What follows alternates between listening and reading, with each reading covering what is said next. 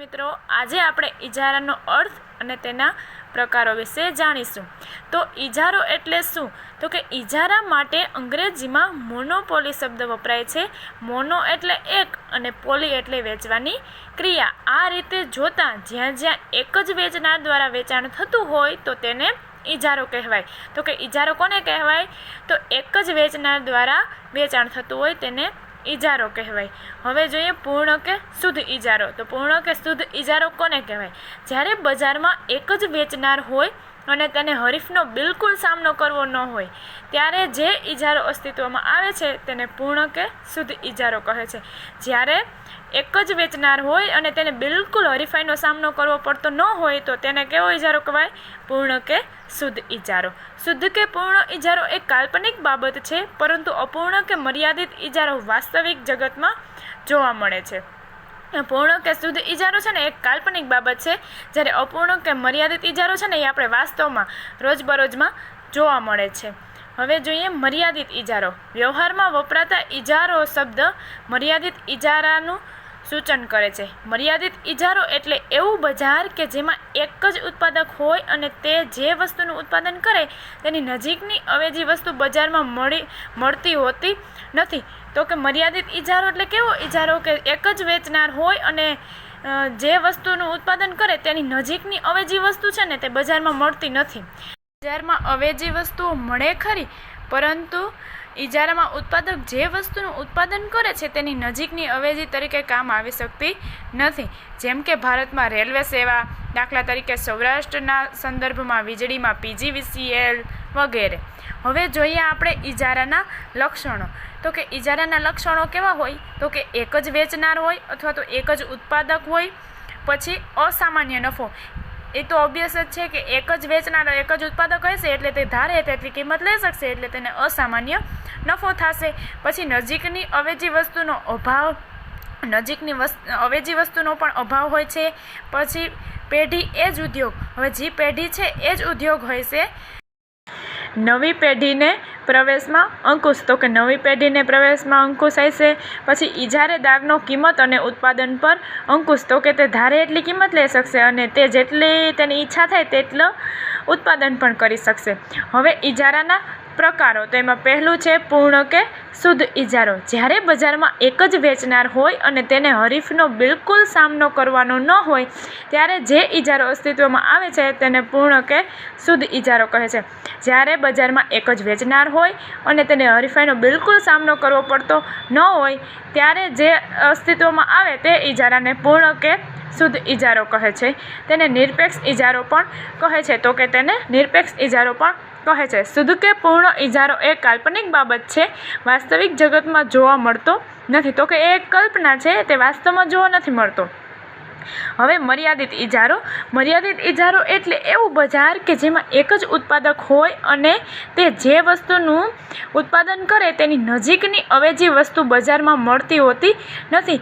તો કે મર્યાદિત ઇજારો એમાં શું? તો કે જે ઇજારદાર હોય તે જે વસ્તુનું ઉત્પાદન કરે તેની નજીકની અવેજી વસ્તુ છે ને તે બજારમાં મળી રહેતી નથી. અમુક અંશે હરીફોનો ભય હોય. બજારમાં અવેજી વસ્તુઓ મળે ખરી, પરંતુ ઇજારામાં ઉત્પાદક જે વસ્તુનું ઉત્પાદન કરે છે તેની નજીકની અવેજી તરીકે કામ આવી શકતી નથી. દાખલા તરીકે BSNL, ભારતમાં રેલવે સેવા, સૌરાષ્ટ્ર ગુજરાતના સંદર્ભમાં વીજળીમાં PGVCL વગેરે. હવે છે ખાનગી ઇજારો. તો જ્યારે કોઈ એક વ્યક્તિ, પેઢી કે માલિક દ્વારા વસ્તુના ઉત્પાદન અંગે સંચાલન અને વહીવટ થાય તેને ખાનગી ઇજારો કહે છે. તો ખાનગી ઇજારો કોને કહેવાય? તો જ્યારે કોઈ એક વ્યક્તિ, પેઢી કે માલિક દ્વારા વસ્તુના ઉત્પાદન અંગે જે સંચાલન થતું હોય ને એક વ્યક્તિ દ્વારા અથવા કોઈ એક માલિક દ્વારા અથવા તો કોઈ એક પેઢી દ્વારા, તેને ખાનગી ઇજારો કહે છે. અહીં કોઈ વ્યક્તિ કે ખાનગી કંપનીની માલિકીનો ઇજારો હોય છે. અહીં કોઈ એક વ્યક્તિ અથવા તો ખાનગી કંપનીની માલિકીનો ઇજારો હોય છે. આવા ઇજારાનો મુખ્ય હેતુ મહત્તમ નફાની પ્રાપ્તિનો હોય છે. તો આનો મુખ્ય હેતુ કયો હોય છે? તો કે નફો કમાવાનો. દાખલા તરીકે રિલાયન્સ, ટાટા, બજાજ વગેરે કંપનીઓનો ઇજારો. હવે છે જાહેર ઇજારો. જ્યારે કોઈ એક વ્યક્તિ, પેઢી કે માલિક દ્વારા નહીં પરંતુ સરકાર કે જાહેર સંસ્થા દ્વારા વસ્તુના ઉત્પાદન અંગે સંચાલન અને વહીવટ થાય તેને જાહેર ઇજારો કહે છે. જાહેર ઇજારો એ રાજ્યની માલિકીનો ઇજારો છે અને તેના મહત્તમ હેતુ નફાની પ્રાપ્તિનો નહીં પરંતુ સામાજિક કલ્યાણ સાધનનો હોય છે. ખાસ કરીને પ્રાથમિક જરૂરિયાતની સેવાઓ ઓછી કિંમતે પૂરી પાડવાના હેતુથી દરેક દેશમાં જાહેર ઇજારો રચાતા હોય છે. તો કે જાહેર ઇજારાનો મુખ્ય હેતુ છે તે નફો કમાવાનો જ નહીં પરંતુ સામાજિક કલ્યાણ સાધનનો પણ હોય છે અને પ્રાથમિક જરૂરિયાતની સેવાઓ ઓછી કિંમતે પૂરી પાડવાનો અને દરેક દેશમાં આ ઇજારો રચાતો હોય છે. દાખલા તરીકે ભારતમાં વાહન વ્યવહારમાં, રેલવે સંરક્ષણમાં ISRO, ગુજરાતમાં શિક્ષણમાં GSEB વગેરે. હવે કુદરતી ઇજારો. કુદરતી કારણોને લીધે જે ઇજારો અસ્તિત્વમાં આવે છે તેને કુદરતી કે સ્વાભાવિક ઇજારો કહે છે. જેમ કે ભારતમાં શણનો ઇજારો, ક્રૂડ ઓઇલમાં ઈરાન, ઇરાક અને સાઉદી અરેબિયા જેવા દેશોનો ઇજારો. હવે જે કુદરતી કારણો લીધે જે ઇજારો અસ્તિત્વમાં આવતો હોય તેને કુદરતી ઇજારો કહેવાય છે. જેમ કે ભારતમાં શણનો ઇજારો, પછી ક્રૂડ ઓઇલનો ઇજારો, સાઉદી અરેબિયા જેવા દેશમાં ઇજારો વગેરે. હવે કાયદાકીય ઇજારો. જ્યારે ટ્રેડમાર્ક, પેટન્ટ, કોપીરાઇટ વગેરે કાયદા માન્ય રીતે જે ઇજારો ઉદ્ભવે તેને કૃત્રિમ ઇજારો કહે છે. આવા ઇજારાને કાયદાનું પીઠબળ હોય છે. દાખલા તરીકે કોમ્પ્યુટર ઓપરેટિંગ સિસ્ટમમાં માઇક્રોસોફ્ટ કંપની, મ્યુઝિક ઇન્ડસ્ટ્રી વગેરે. જ્યારે કાયદાકીય ઇજારો છે તેમાં ટ્રેડમાર્ક, પેટન્ટ, કોપીરાઇટ વગેરે કાયદા માન્ય રીતે જે ઇજારો ઉદ્ભવે ને એટલે જેમાં કાનૂની લાગુ પડતું હોય ને, જેમાં નિયમો લાગુ પડતા હોય ને તેવા ઇજારાને કાયદાકીય ઇજારો કહેવાય છે. આ કોમ્પ્યુટર ઓપરેટિંગ સિસ્ટમ ને માઇક્રોસોફ્ટ કંપની ને આ મ્યુઝિક ઇન્ડસ્ટ્રીને છે ને તે બધા કાયદાકીય ઇજારાના ઉદાહરણ છે.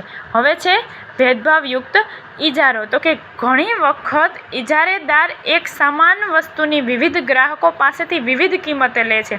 હવે ભેદભાવયુક્ત ઇજારામાં શું હોય તો કે ગ્રાહક અલગ અલગ હોય, વસ્તુ એ જ હોય પરંતુ તેની કિંમત છે ને તે અલગ અલગ ગ્રાહક પાસેથી તે પોતાને જે રીતે મન ફાવે તે રીતે અલગ અલગ કિંમત લે છે. તેને ભેદભાવયુક્ત ઇજારો કહે છે. એક કરતાં વધુ બજારો ઊભા કરીને આવો ભેદભાવયુક્ત ઇજારો અસ્તિત્વમાં આવે છે. હવે છે સાદો ઇજારો. જ્યારે ઇજારેદાર દરેક ગ્રાહક પાસેથી વસ્તુની કિંમત એકસરખી લે છે તેને સાદો ઇજારો કે ભેદભાવ વગરનો ઇજારો કહે છે. જ્યારે વેચનાર છે તે ગ્રાહક પાસેથી વસ્તુની કિંમત એકસરખી લે છે તેને સાદો ઇજારો કહેવામાં આવે છે અને તેમાં કિંમતની ભેદભાવ હોતો નથી.